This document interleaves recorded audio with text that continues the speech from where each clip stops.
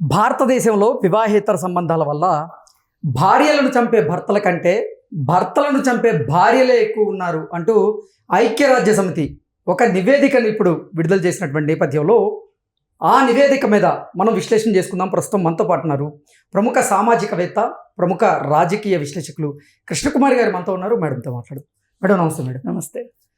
భారతదేశంలో వివాహేతర సంబంధాల వల్ల భార్యలను చంపేటువంటి భర్తల కంటే కూడా భర్తలను చంపేటువంటి భార్యలే ఎక్కువగా ఉన్నారు అంటూ ఐక్యరాజ్య సమితి నివేదిక ఇచ్చింది.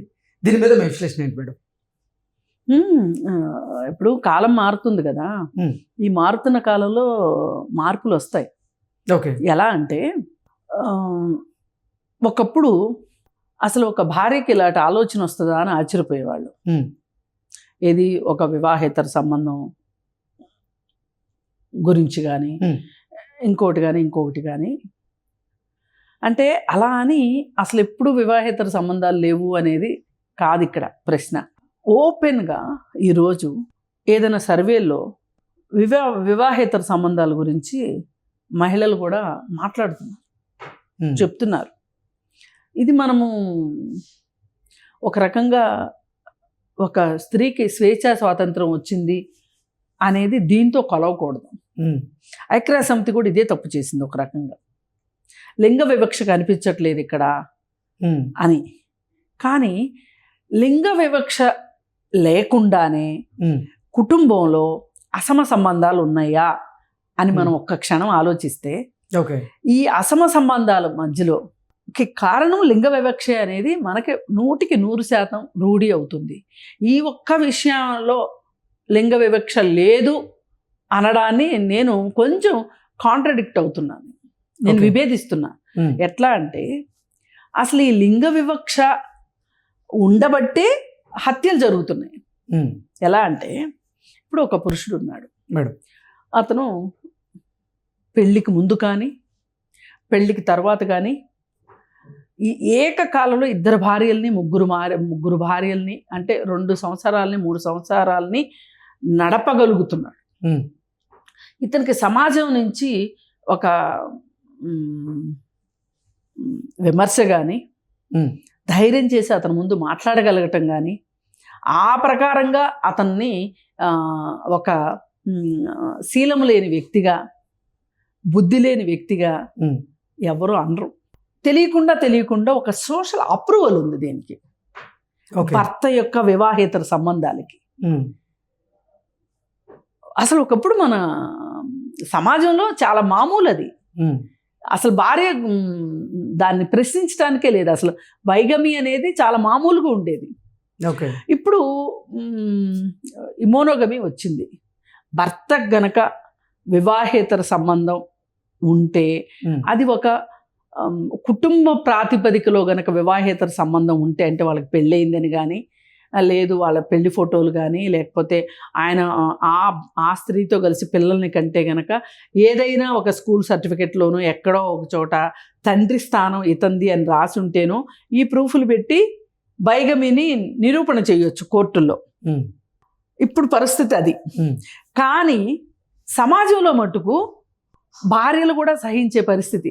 భర్తకి ఇంకొక భార్య ఉంది అన్నా, లేదు ఇంకొక పరాయి స్త్రీతో సంబంధం ఉంది అన్నా, వివాహేతర సంబంధం ఉంది అన్నా భరించాల్సిన కంపల్షన్లో ఇవాళ చాలామంది స్త్రీలు ఉన్నారు. అయితే దీన్ని ప్రశ్నించే భార్యలు కూడా ఉన్నారు. సోషల్ అప్రూవల్ ఉన్నప్పటికీ కూడా ప్రశ్నించే భార్యలు కూడా ఉన్నారు. దానికి తార్కాణమే ఈ మధ్య మనం చూస్తున్నాం. భర్త వేరే మహిళతో ఉంటే వాళ్ళ ఇంటికి వెళ్ళి ఆ భార్యను కొట్టి అక్కడ నానా గలాబా చేసి హడావుడి చేసి ఈ మొత్తం జరిగిన దరిద్రానికి ఆమె మాత్రమే కారణం, తన భర్త కాదు అనే ఉద్దేశంతో ఆమెని తిట్టి కొట్టి వచ్చే భార్యలు ఉన్నారు. ఆమెతో పాటు భర్తను కూడా ఒరే వెధవా నీ వల్ల ఇదంతా అని మాట్లాడే భార్యలు ఉన్నారు. అంటే ప్రశ్నిస్తుంది స్త్రీ. అలాగే స్త్రీలకి వివాహేతర సంబంధాలు ఉంటే గనక దానికి సామాజిక పరమైన అప్రూవల్ లేదు, ఒప్పుకోలు లేదు. అంటే ఒప్పుకోమని నేను చెప్పట్లేదు, సుమా అర్థం చేసుకోండి దయచేసి.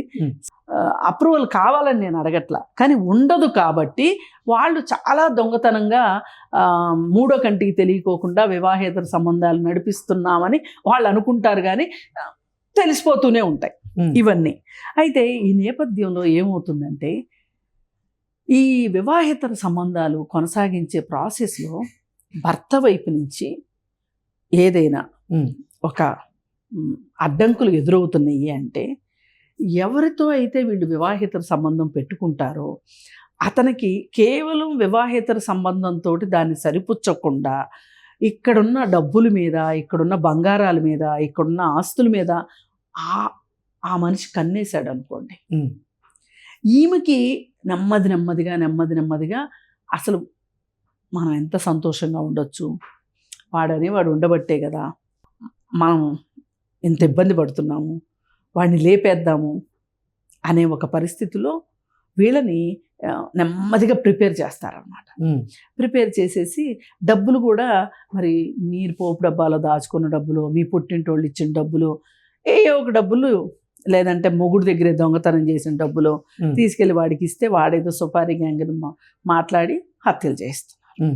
అంటే ఇక్కడ డిఫరెన్స్ ఏంటి అంటే, సమాజం కానీ భార్యాభర్తలు కానీ వాళ్ళ అప్రూవల్ చాలా ఇంపార్టెంట్ ఇక్కడ ఇలాంటి వివాహేతర సంబంధాలకి. ఈ అప్రూవల్ కోసం ఆడవాళ్ళు వేచి చూస్తారని నేను అనను, కానీ నన్ను కూడా కొంచెం సాఫ్ట్ కార్నర్తో చూడొచ్చు కదా ఈ సమాజం అనే ఒక ఉద్దేశం ఆడవాళ్ళకు ఉంటుంది. అది ఎప్పుడైతే దొరకదు అని కానీ, లేదు భర్త వైపు నుంచి చాలా ఒక ఒత్తిడి కానీ వచ్చింది అనుకోండి, వాళ్ళు చంపేయడానికి సిద్ధపడుతున్నారు. పైగా ఇక్కడ ఆస్తులు కూడా ముడిపడి ఉంటున్నాయి. ఇప్పుడు ఈ ఆస్తే లేదనుకోండి, చాలా కింద తరగతుల్లో, అంటే ఆస్తి పాస్తి లేని బిలో పావర్టీ లైన్ కింద ఉన్న వాళ్ళల్లో చాలా సింపుల్గా నచ్చిన అతనితోటి వెళ్ళిపోతాడు, నచ్చిన అమ్మాయితోటి భర్త వెళ్ళిపోతాడు, భార్య ఏమీ చేయదు. ఎందుకంటే అతనితోటి మాట్లాడి అతన్ని సాధించి కోర్టులో కేసేసి ఆమె సాధించేది ఏముంటుంది అక్కడ చెప్పండి. ఈ ప్రైవేట్ ఆస్తి ఏదైతే ఉందో ఇదే నా దృష్టిలో చాలా పెద్ద అవరోధం మానవ సంబంధాల్లో. ఈ ప్రైవేట్ ఆస్తి కోసమే ప్రాణాలు పోతున్నాయి. ఇప్పుడు ఈ భర్తననే అతన్ని అడ్డు తొలగించుకోవాలి అనుకుంటుంది ఆవిడ. అడ్డు తొలగించుకుంటే ఆవిడేమి నమ్ముతుందంటే, ఒక్క భర్త చచ్చిపోతే చాలు, ప్రపంచం నాకు సొంతం అయిపోద్ది అనుకుంటుంది. అలాంటి భ్రమంలోనే ఉంచుతాడు ఆ థర్డ్ పర్సన్.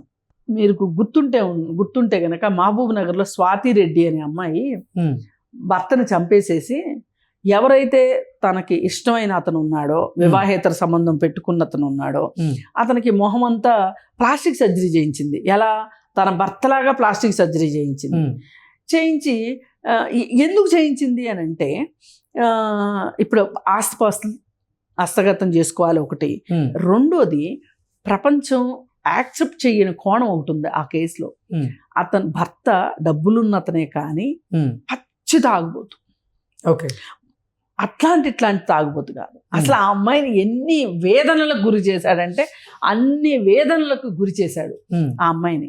ఆ అమ్మాయి అసలు ఇతను పీడ వదిలిపోతే బాగుండు అనే ఒక పరిస్థితుల్లో ఆ అమ్మాయికి వేరే అతను పరిచయం అయ్యాడు. అతనితో జీవితం ఆ అమ్మాయికి సాఫీగా ఉంది అని అనిపించింది, ఒక నమ్మకం వచ్చింది. దాంతో ఇదంతా చేసిన తర్వాత అసలు మామూలుగా అమ్మాయి అయితే ఆ అమ్మాయి ఏమనుకుందంటే ఎండ్ కార్డు పడిపోయింది అని అనుకుంది. కానీ పొరపాటు ఎక్కడ జరిగింది అంటే, అతన్ని ప్లాస్టిక్ సర్జరీ చేయించినప్పుడు హాస్పిటల్లో ఉన్నప్పుడు అతను వెజిటేరియన్, నాన్ వెజిటేరియన్ సూప్ తీసుకున్నాడు. అక్కడ వచ్చింది అతని ఫ్యామిలీ మెంబర్స్కి, మావాడు వెజిటేరియన్ అయితే నాన్ వెజిటేరియన్ సూప్ ఆర్డర్ చేయడం ఏంటి అని అక్కడ మొదలైన అనుమానం.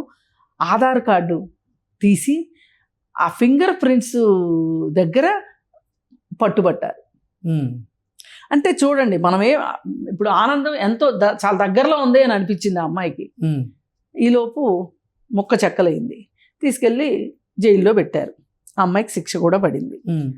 అయితే ఇదే పని ఒక పురుషుడు చేశాడు అనుకోండి, ఇప్పుడంటే పురుషుల్ని నరరూప రాక్షసులని అదని ఇదని మీడియా విపరీతంగా మాట్లాడుతుంది. కానీ ఒకప్పుడు ఈ యూట్యూబ్ ఛానల్స్ లేనప్పుడు మెయిన్ స్ట్రీమ్ మీడియాలో ఒక వార్తలాగా వేసి వదిలేసేవాళ్ళు. ఈ మాటకు ఆ మాట ఇట్లాంటి విషయాలను ఎక్స్పోజ్ చేయడానికి యూట్యూబ్ ఛానల్స్ వచ్చిన తర్వాతనే, సోషల్ మీడియా వచ్చిన తర్వాతనే ఇదంతా జరిగింది.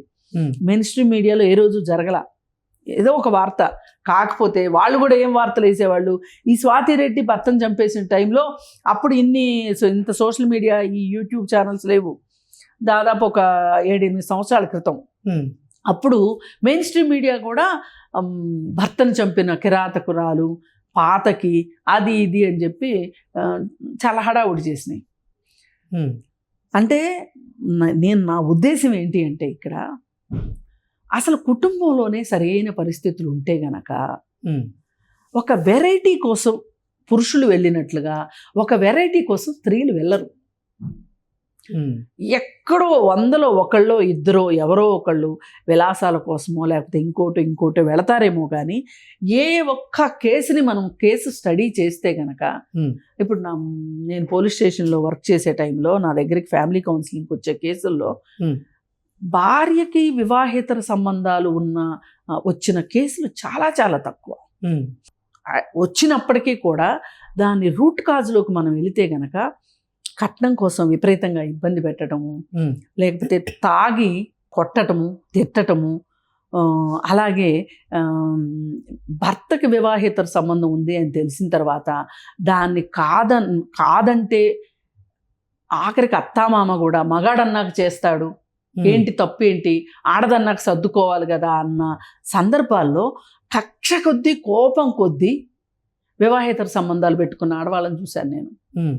ఇప్పుడు మన దగ్గరకంటూ వచ్చిన తర్వాత మొత్తం చరిత్ర చెప్పాల్సిందే కదా.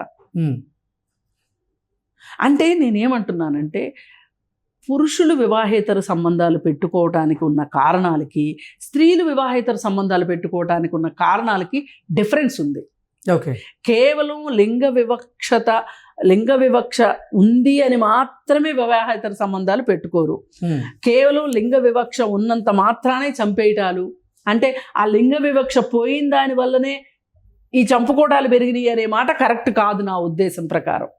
ఓకే, ఏదైనా లింగ వివక్ష ఉండబట్టే కుటుంబాల్లో సహజంగా ఉండవలసిన సంబంధాలు, స్నేహంగా ఉండాల్సిన సంబంధాలు, సంతోషంగా ఉండాల్సిన సంబంధాలు, నేను మగాన్ని నేనేం చేసినా చెల్లుబాటు అవుతుంది, నేను ఇంకొక భార్యతో ఉండగలను అనే కారణం కావచ్చు, ప్రైవేట్ ఆస్తి కావచ్చు, వీటన్నిటి కారణాల వల్ల పురుషులు ఏదైనా చేసైనా సరే వాళ్ళు ఒక రకంగా చలామణి అవ్వగలుగుతున్నారు సమాజంలో. అంటే ఏడాదిలో ఇప్పుడు ఐక్యరాజ్య సమితి ఇచ్చినటువంటి నివేదిక ప్రకారంగా భారతదేశంలో 275 మంది స్త్రీలు వారి భర్తలను చంపితే 225 మంది భర్తలు వారి భార్యలను చంపినట్లుగా ఆ నివేదిక ఉంది.